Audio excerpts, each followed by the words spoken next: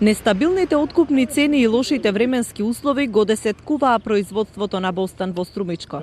Секоја година се помали површините засадени со познатите струмички лубеници.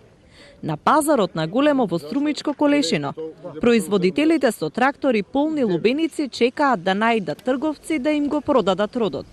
Велат дека откупот почнал добро, имало извоз, но сега во екот на бербата стасало производството и во околните земји, па интересот е намален. До сега не беше лошо, а сега малку се заглави. Нема откуп.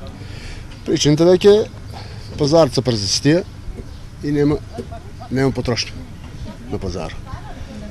Бустани зе повеќе и таа е причината. Иначе да се разреда малку, ден-два да стопираме да не береме, друго ќе работи.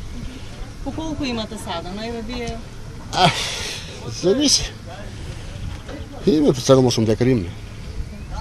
За каде се извезуваше главно досега? За Бугарија, за Полска, Чешка, за секаде. За Србија извези се доста.